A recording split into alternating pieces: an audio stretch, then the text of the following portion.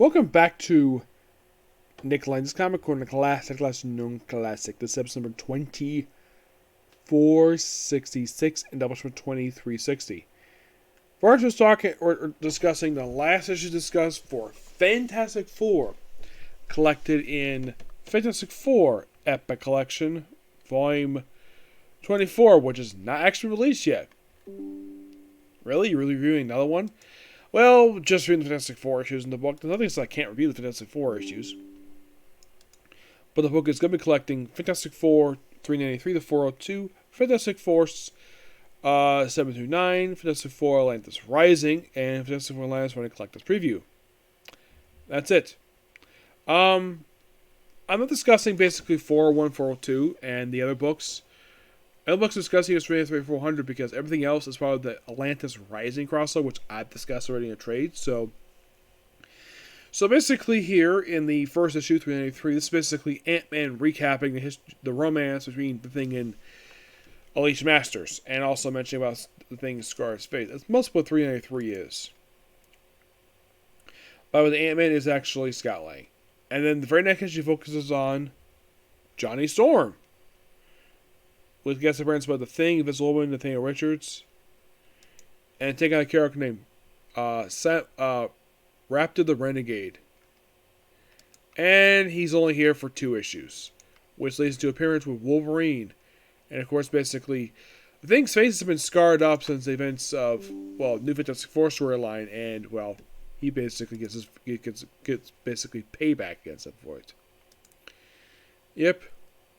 It's like a book is called Fantastic Four, but the team itself is not together. And it's like, okay, so we have 393 focus on Ant-Man, 95 focus on 94 is the Human Torch, 95 is the Thing, and then 96 is Invisible Woman. Yeah, and there's all, and Krista Val returns here, and then, of course, in 397, that's when the team was reunited after they were disbanded at some point.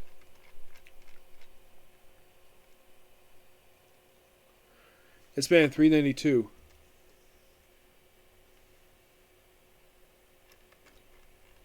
Yeah, they come back together here and take on this fake Watcher. And this is a storyline that leads to issue 400, which also has it where, Christopher is also aged up here in the storyline. In the first appearance of He Who Summons, a high ranking of the Watchers only appears for like a 3-part storyline.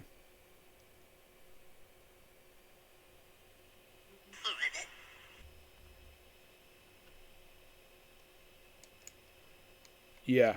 So then we have first appearance of the Crimson Cadre. By the way, these are written by Tom DeFalco. And they're only here to lead into Atlantis Rising. That's most what they're here for. Yep, so basically kind of in the way this 4-parter is kind of like a trial of the Watcher, mostly. Yep, and by 400, basically, Uatu shows up with the title of the Watcher, he gets it back later on. Yep. And then by the Awesomest Day is 400.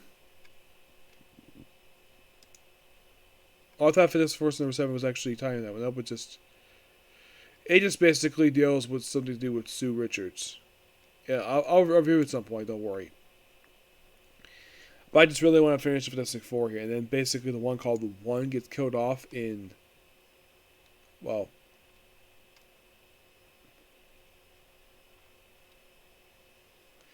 he got killed by someone called Elixir. Oh, the Elixir Executioner.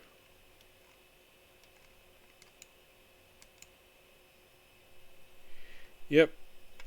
Watt himself next appears in Uncanny X-Men 335. Also, the Rogue Watcher gets killed off in this issue. But it's a great issue, 400. I will eventually talk about Fantastic Four at some point, just not right now. But these issues are really good. I thoroughly enjoyed all of these issues of Fantastic Four. I'm going to get these issues a 10 out of 10. Next up we have is Incredible Hulk. It's called Dead Like Me. The trade sum mistakenly says to collect 65 to 69, but the Dead Like Me storyline is from 66 to 69. It's a 4-part story arc written by Bruce Jones and artwork by Dougie Broderick. Mostly put, it's sort of a take on The Thing. It's basically a horror story.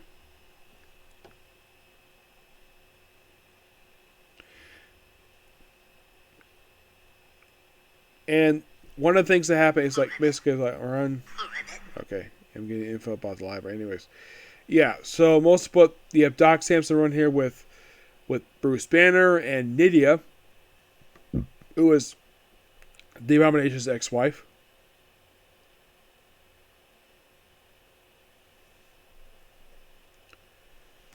And of course, basically, you also have Doc Samson getting kissed from Betty Ross. Like,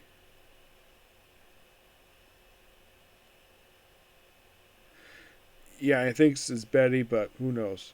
Yeah, it's also going to be a blood transfusion here. It's also, like I mentioned, it's also a bit of a horror story. It's like there's like 4 people isolated basically on an island.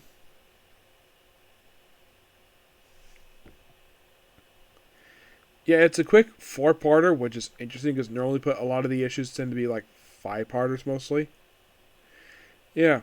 Plus, I love the covers for this one. It's really cool. I like the fact Bruce Jones members. Oh yeah, Doc Samson is a supporting character in the book. Yep. And then we have Bury Me Not from issue 67. It's all like very isolated here. There's no like. Basically, the big storyline going on since like for a while. That's over. This is basically the very next thing here. It's a good self-contained story arc, and I do appreciate it. And reading this, basically, it's like, okay, it's like, do I think they use inspiration for the Incredible Hulk movie? No, not really. That was the previous story arc, and this is. By the way, this would be called Incredible Hulk. There's no Hulk out at all. Like, first 2 issues, no Hulk, just Bruce Banner.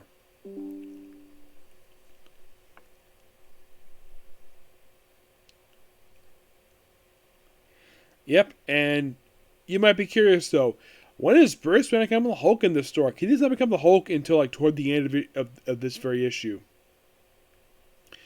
Yeah, and then like the final issue, he stays as the Hulk, and well, move on from there.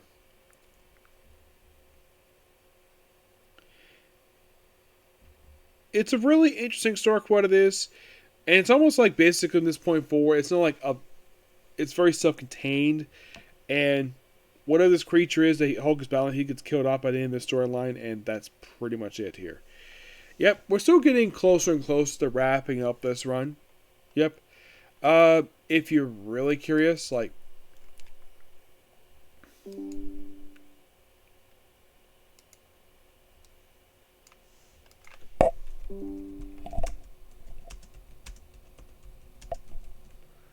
Like, how many more trades left to go for Hulk Volume 2? Grab Hulk Volume 2? Well, there's actually 3 left. Well, there's also Hulk Smash, but I'll probably review that later.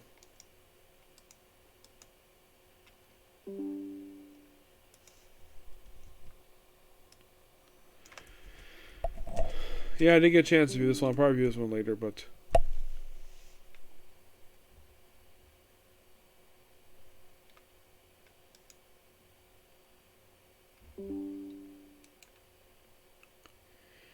Yeah, I'll probably review this 2-issue mini-series. Probably with the next trade, next set of issues I'll do for Hulk. Yeah, I'll basically go ahead and review it then. Yep. So yeah, that's that particular review. Stay tuned for the next review for Devil's Part-Time. Okay, next review.